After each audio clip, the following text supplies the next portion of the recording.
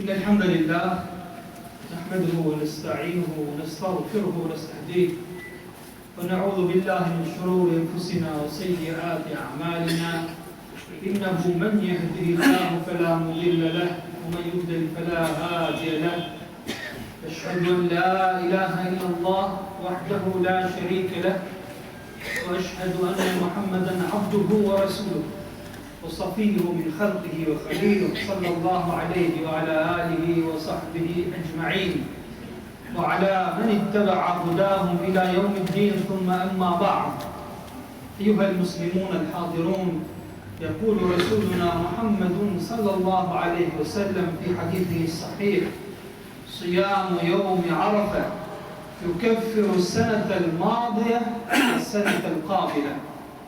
Falenderimet janë për Allahun xhalla sha'nuhu, Zotin ton, falenderojmë për këtë ndihmë dhe falë kërkojmë. Atë njeri të cilin e ka drejtuar Zoti, askush nuk mund të ta humbas, ai njeri që humb rrugën e tij, askush tjetër përveç Zotit nuk mund të ta drejtojë. Dëshmojmë dhe vërtetojmë se nuk ka Zot tjetër që meriton të adhurohet të drejtë përveç Allahut xhalla sha'nuhu, që është një dhe i pashoq. Dëshmojmë dhe vërtetojmë se Muhamedi, paqja dhe bekimet e Zotit qofshin gjithmonë me të, është robi i Zotit dhe është i dërguari i tij i fundit. Të nderuar besimtarë dhe besimtare, vëllezër dhe motra, profeti ynë Muhammed sallallahu alaihi wasallam thotë në hadithin e tij të saktë, agjërimi i ditës së Arafatit i fal gjunahet e vitit kaluar edhe vitit që vjen. Vëllezër dhe motra, besimtarë dhe besimtare, Zoti Gjellëshanuhu që ka krijuar njeriun e don njeriun. I don sidomos ata që duan faljen dhe mëshirën e Zotit, gjithmonë e ka të hapur derën e mëshirës, derën e pendimit. Sa herë që njeriu ka dëshirë të kthehet tek Zoti, përderisa si ka dalë shpirti prej trupit, apo s'ka lindur dielli nga perëndimi, ai mund ta bëjë këtë gjë, mund të kthehet tek Zoti, çfarë do që të ketë bërë. Por më shumë se sa kaq, Zoti ka disa ditë, ka disa sezone në të cilat ka oferta për falje, oferta për mëshirë, ku fal dhe mëshiron të gjithë ata që i kthehen Zotit. Një prej këtyre ofertave hyjnore, ku ka falje dhe mëshirë shumë të madhe, është dita e Arafatit. Ç'është Arafati? Arafati është një lugim, është një vend që ndodhet jashtë Mekës, rreth 22 kilometra. Është vendi ku të gjithë ata që kanë shkuar në haxh, burra e gra, nga 4 anë të botës, mblidhen në Arafat, se nëse nuk shkojnë në Arafat, nuk ju llogaritet haxhi atij viti. Të gjithë, edhe pse vinë nga vende të ndryshme, me gjuhë, zakone, kultura të ndryshme, të gjithë ka një rrobë, ka një hall, i drejtohen një Zoti, të gjithë janë me lot në sy. Dita Arafatit është vendi, pra dita dhe vendi ku mlidhen këta njerëz me miliona haxhi, mund të jenë 4 milion, mund të jenë 5 milion, numrin e tyre të plotë din vetëm Zoti i gjithësisë. Po ta shikoj Arafatin dhe sot shifet Arafatin nga sipër, do të shohësh se është një mini mahsher. Është një mahsher i vogël i kësaj dynjaje, ashtu siç njerëzit ditën e llogarisë do të dalin gjithë përpara Zotit, të paveshur, të pambathur, të gjithë janë me lot në sy. Edhe njerëzit e Arafatit kanë të njëjtën uniformë, të gjithë janë me lot në sy, me një ndryshim, se ditën e mahsherit qaj sa të duash, se të shkruar libri, ndërsa kush qaj në ditën e Arafatit ka një shans shumë të madh, akoma si është shkruar libri. Po të shofësh Arafatin do të shikosh se është një vend i hapur, ashtu dhe mahsheri është vend i hapur, ku dielli është aktuar mbi kokat e njerëzve. Nëse sot dikush në Arafat futet në hije apo në çadra, ditën e mahsherit ka vetëm një hije, është hija e Arshit të Zotit, për ata njerëz që kanë bërë vendin për hyrje në hijen e Arshit të Zotit. Është pra një imazh i botës tjetër që shifet me syrin të botë. Është një nga shenjat e madhështisë së Zotit dhe nga shenjat e argumenteve të forta që ka profeti. Vëllezër dhe motra, dita e Arafatit është ditë e madhe. Nuk egzageroj, po thash është më madhja e të gjitha ditëve. Në këtë ditë është plotësuar feja jonë, kjo fe e madhe, me detaje, me filozofi madhështore. Është plotësuar ditën e Arafatit kur profeti alayhis salam majti vitëve përpara atyre muslimanëve të ishin në atë kohë dhe u shpjegoi fen, ju dha këshillat e fundit që jep profeti pasuesve të tij. Për këtë ditë i tha një çifut, një hebreu, Omeri radiallahu anhu, Omer, kemi një ajet në librin tuaj në Kur'an, po të na kishte zbritur ne, do ta bënim atë ditë gjithë feste. Kur Omeri pyeti për cilin ajet e ke fjalën, ai tha ajetin në cilin Zoti thotë, sot pra, ditën e Arafatit, Allahu ja plotësova ju e fen, plotësova me ju dhuntin time dhe zgjodha Islamin fen tuaj. Po të na kishte zbritur ky ajet neve që futve do ta bënim festë. Kur Omeri ktheu tha, ne atë ditë e kemi 2 herë festë. Sa atë ditë ka qenë ditë e Xhuma dhe ka qenë ditë e Arafatit dhe ne kemi festë edhe ditën e Xhuma, edhe ditën e Arafatit. Prandaj vëllezër dhe motra, kjo ditë respektohet se është dita ku Zoti përmbylli revelatin e tij të fundit hyjnore për gjithë njerëzit. Dita e Arafatit është ditë në cilën Zoti është betuar në Kur'anin famlar dhe Zoti betohet në gjëra madhështore, nuk betohet në gjëra pa vlerë. Wal yawmil maw'ud wa shahidin wa mashhud, pasha ditën që ju premtohet, pasha dëshmitarin dhe ato që dëshmohet. Komentatorët e Kur'anit famlar thonë, dita që dëshmohet, që premtohet është dita e Kiametit, i është premtuar gjithë njerëzve. Dëshmitari është ditë e Xhuma, e Xhumaja dëshmon për muslimanët, dhe dita që dëshmohet është dita e Arafatit. Po ashtu në surën Fajr, Zoti thotë në Kur'anin famlar, "Shaf'i wal watr", pasha çiftin dhe pasha tekun. Disa dietarë thonë çifti është festa e Kurban Bayramit, është dita e 10 e muajit Dhulhijhe, dhe 10 është çift. Teku është dita e Arafatit, është dita e 9 e muajit Dhulhijhe, dhe 9 është numër tek. Vëllezër dhe motra, dita e Arafatit është e madhe në histori. Ka një histori shumë të madhe. Thuhet se Zoti, kur nxorri Ademin dhe Havan për xhenetin e zbritin tokë, i zbritin vende të ndryshme, e kërkuan shumë njëri tjetrin, erdhën nga distanca të largëta dhe u takuan në luginën e Arafatit, pra vendi ku ka nisur jeta njerëzore në shpinën e kësaj toke. Dhe thuhet se në këtë vend, në luginën e Arafatit, Zoti i ka marrë beslidhjen Ademit dhe gjithë pasardhësve të tij, të gjithë dhe pa përjashtim, kush është njeri në shpinën e kësaj toke, qoftë besimtar apo jo besimtar, ja ka dhënë besën Zotit, por haron. Edhe njeriu që nuk beson, thjesht thyen besën e tij, besën që ka dhënë Allahu xhaleshanu, pasi Zoti nxori me forcën e tij prej kurrizit, prej shpinës së Ademit, në formë shumë të vogël, formë milingonash, të gjithë pasuesit e Ademit, me burra, me gra, me djegna, me vajzë, të gjithë ata që kanë përfituar deri në ditën e Kiametit, dhe u foli ballë për ballë, duke u thënë elestu bi rabbikum, a nuk jam unë Zoti juaj? E të gjithë i kemi thënë në zori, qalu bela shahidna, patjetër o Zot, ne dëshmuam se ta kemi dhënë të besë. Prandaj Zoti vazhdon dhe thotë, kini kujdes mos vini ditën e Kiametit e ta harroni të beslidhje, e të thoni ne i gjetëm të parët tanë dhe i ndoqëm ata pa ditur se që bëjnë të parët tanë. Pra, dita e Arafatit është ditë e madhe, është vendi ku është marrë një beslidhje shumë e madhe përpara një Zoti që është Zoti madhështor.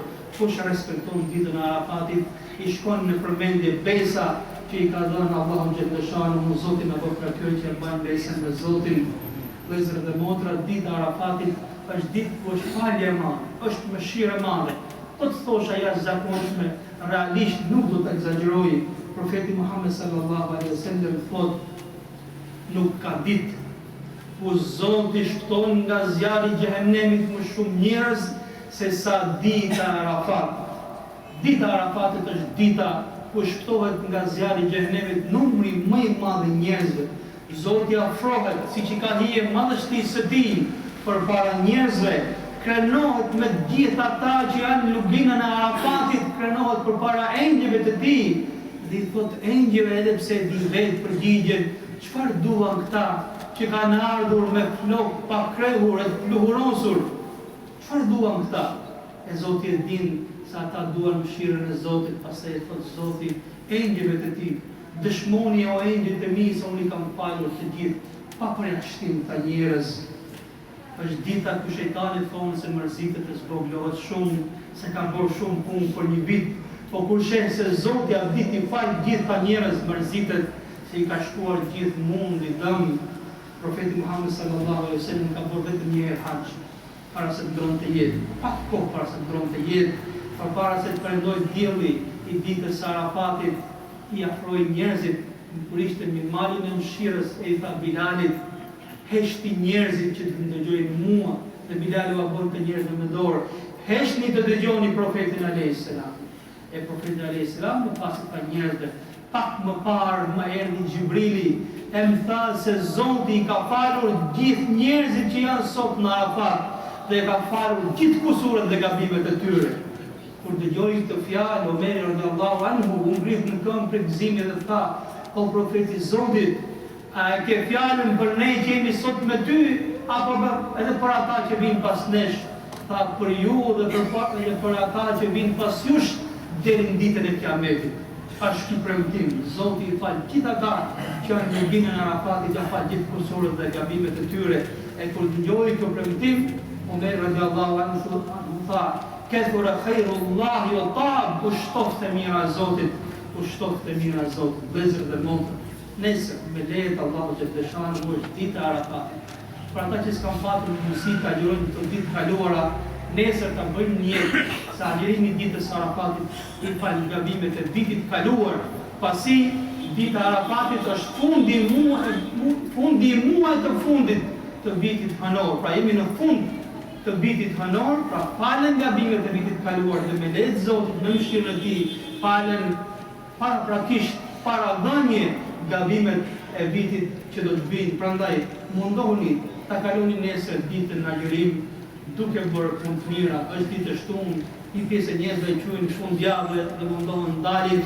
Mundohuni që nesër të rini me veten tuaj, të shtoni punë të mira, që me lehtë Zotit ta presim ditën e Kurban Bayramit me gjunahet falura dhe me punë të mira të shtuara. Allahumma amin, amin, amin, alhamdulillahi rabbil alamin.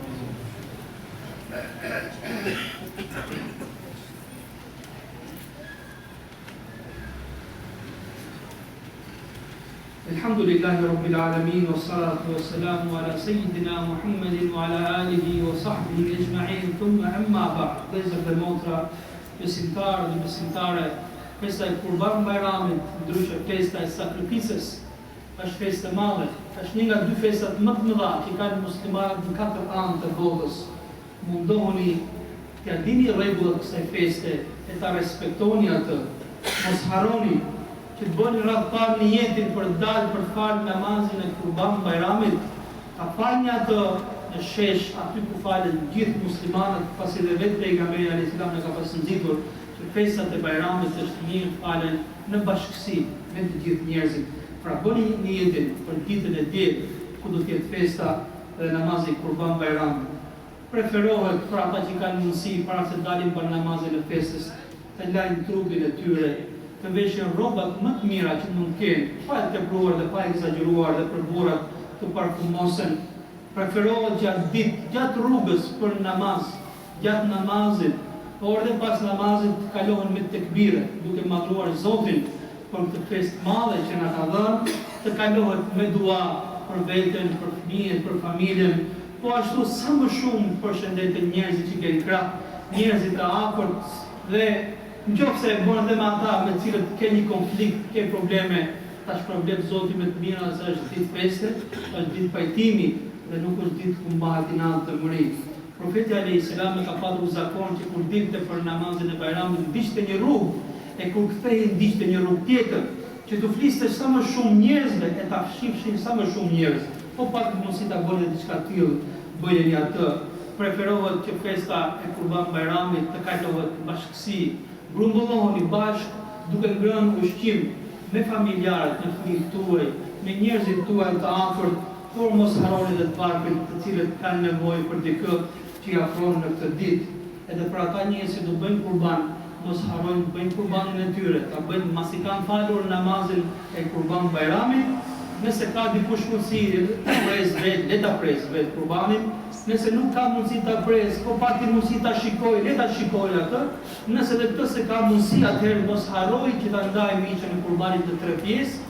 Njërën pjesë ta ketë për familjen dhe fëmijët e tij, një pjesë tjetër t'ia shpërndajë të afërmëve dhe miqve të tij, dhe pjesën e tretë t'ia shpërndajë të varfërve dhe atyre që kanë nevojë që ata të festojnë festën e Kurban Bajramit.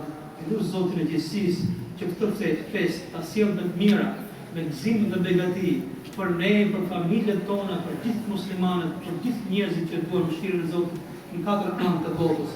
Zoti na i shtoft punët e mira, na i fal gabimet tona dhe e bëft këtë festë që vjen festë marrësie, por çdo ditë që jetojmë në këtë botë, inshallah Zoti e bën festë në afrim tek Zoti dhe largim nga zjarri i xhehenemit. Allahumma amin, amin, amin. Alhamdulillahi rabbil alamin. Inna Allaha wa malaikatahu yusalluna 'alan nabi.